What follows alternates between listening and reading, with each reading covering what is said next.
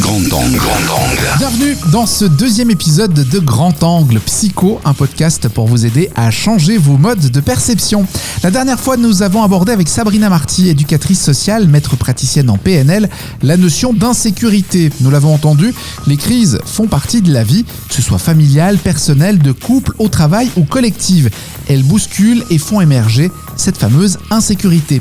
On poursuit toujours avec Sabrina Marty en abordant aujourd'hui un moyen pour surmonter les crises, la reliance. Grand angle.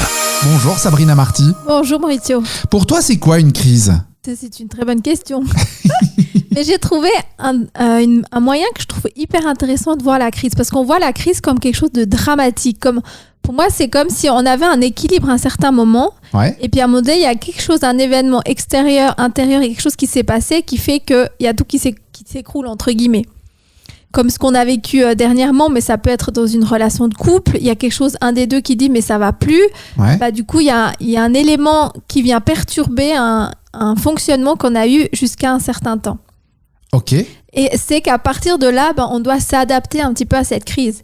Et puis, j'avais trouvé intéressant parce que j'ai regardé en chinois, oui, je crois que c'est en chinois, crise, il le sépare en deux. Et puis, en fait, c'est danger et opportunité.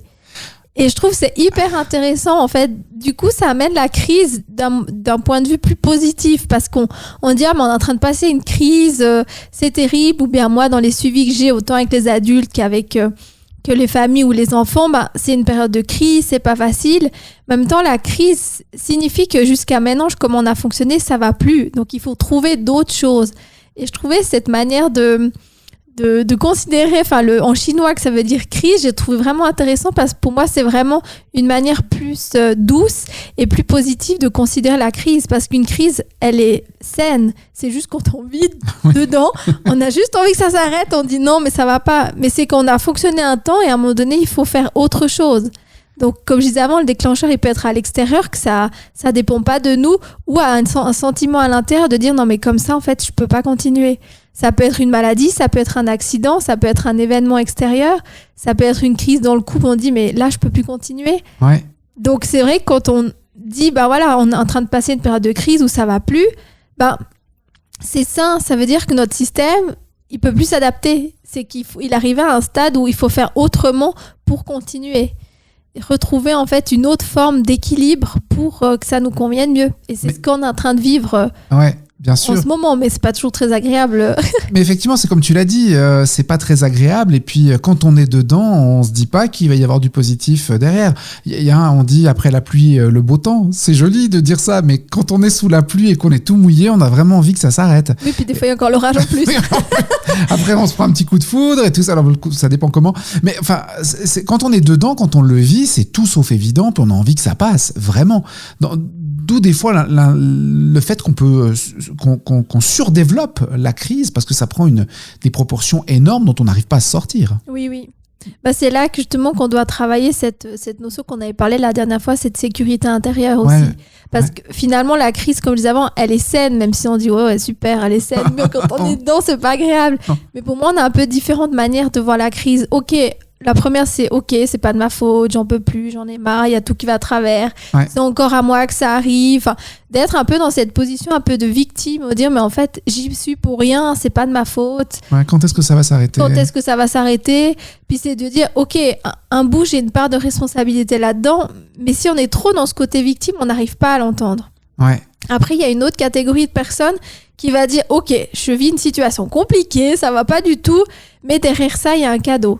Je sais pas encore quoi, mais il y a quelque chose de positif derrière.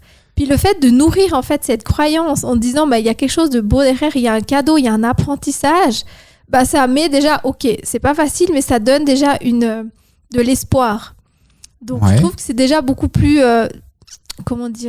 positif et ça nous aide plutôt que rester dans mais c'est pas de ma faute, c'est difficile parce que ça nous tire vers le bas parce que on a tous envie d'être un peu acteur de sa vie et de dire en fait c'est pas de ma faute, j'y suis pour rien, ça coupe toute motivation. C'est clair. Donc c'est là que c'est important de dire ok, un bout j'ai une part de responsabilité peut-être de comment moi je peux faire pour m'en sortir. Si on prend l'exemple du Covid et tout ça, ce qui s'est passé, on n'y est pour rien de comment ça s'est passé. Maintenant on y est pour quelque chose de qu'est-ce qu'on en fait de ça. qu'est-ce qu'on décide de faire pour prendre soin de soi, pour peut-être changer notre vie, enfin différentes manières.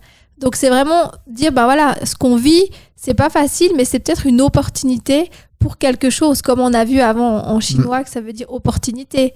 C'est clair. Donc c'est vraiment garder cette conviction de dire en fait je sais pas en quoi ça va m'aider, mais je suis convaincue au fond de moi que cette situation va m'apporter quelque chose de mieux et que ça sera encore mieux après.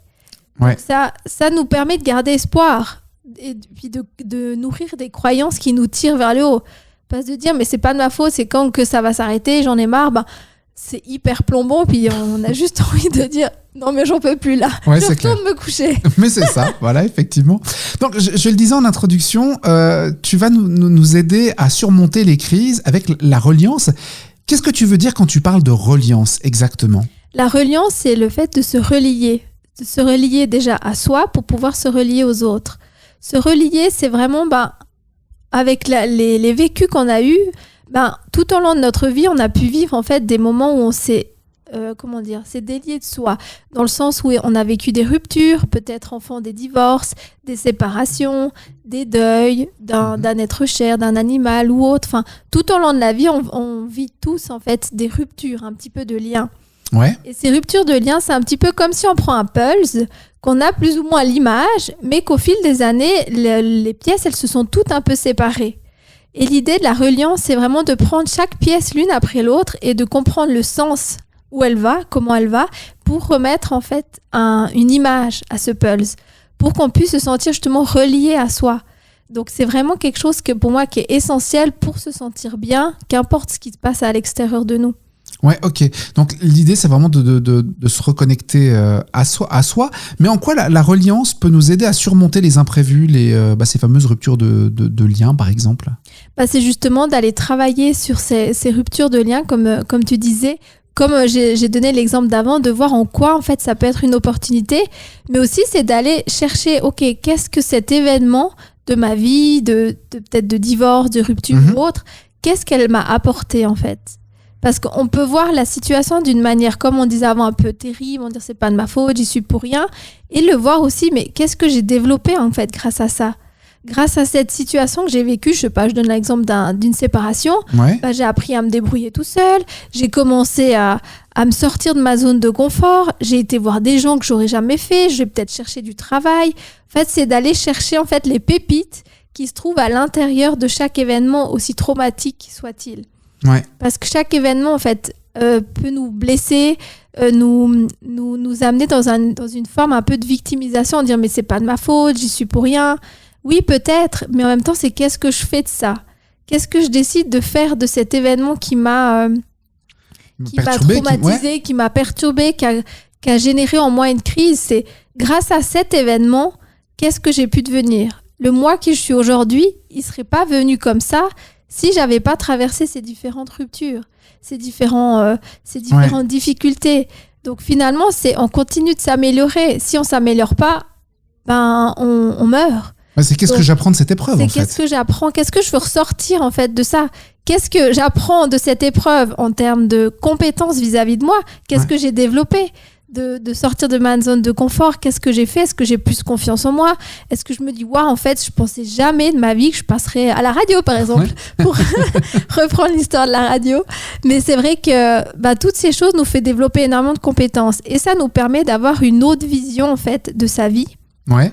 Et de ces événements qui peuvent être vraiment difficiles. Et c'est plus de les voir comme un fardeau, mais de les voir comme des opportunités. Une valorisation, en fait. Une valorisation du vécu qu'on a eu et puis des situations peut-être difficiles qu'on peut vivre. Ouais. Donc c'est... Pardon. Non, mais d'où l'importance justement de le faire, d'où l'importance d'aller chercher, d'aller comprendre pour essayer de se dire, plutôt que de se dire pourquoi ça m'arrive à moi, quand est-ce que ça va s'arrêter, qu'est-ce que c'est le prochain truc, qu'est-ce que j'ai appris ? Oui. De quelle façon ça m'a valorisé ? Quelles sont les nouvelles compétences ? Alors c'est facile à dire quand on est de l'extérieur, mais quand on est dedans, c'est déjà un peu plus difficile. Mais c'est ça, essayer de se raccrocher à ça, de se dire, mais en fait, j'apprends de nouvelles choses. Oui, parce que c'est grâce à ça, si j'avais pas vécu cette situation, j'aurais peut-être pas développé cette persévérance, cette droiture. Ouais. Donc c'est toutes ces choses, en fait, ces événements difficiles. Moi, j'aime bien prendre souvent l'exemple dans les consultations, les personnes que je vois, c'est de donner cet exemple de l'huître. L'huître, il y a un petit moment donné, elle a un grain de sable qui va rentrer à l'intérieur d'elle, puis ce grain de sable va la blesser, va l'embêter. Mais sauf que cette huître, elle a tout à fait conscience qu'elle peut plus se débarrasser de ce grain de sable. Donc, qu'est-ce qu'elle va faire? Elle va l'enrober gentiment de nacre. Et c'est ce qui fait qu'à un moment donné, ça crée une perle. Mais si l'huître, elle n'a pas un débris ou un grain de sable qui vient la heurter, elle ne va jamais créer de perles. Donc finalement, c'est grâce au grain de sable qu'on crée des magnifiques colliers de perles. Ouais, effectivement. C'est une jolie... Et je trouve que c'est une jolie image pour dire, finalement, on peut être fâché par rapport aux situations qu'on rencontre difficiles dans la vie, douloureuses, mais finalement, c'est grâce à ça que je peux développer plein de compétences. C'est clair. Alors c'est encore une fois, c'est pas évident. On sait que quand on a le nez dedans, on a du mal à se dire mais qu'est-ce que je vais sortir de positif de tout ça. Le message, c'est qu'il faut peut-être garder le cap. Dans le prochain épisode, Sabrina Marty, la semaine prochaine, on poursuivra sur ce thème de la reliance et plus exactement sur comment se relier à soi, parce que c'est un peu le fondamental. Hein. Absolument. Ouais. Merci beaucoup d'avoir été avec nous aujourd'hui, Sabrina. Merci beaucoup. À bientôt.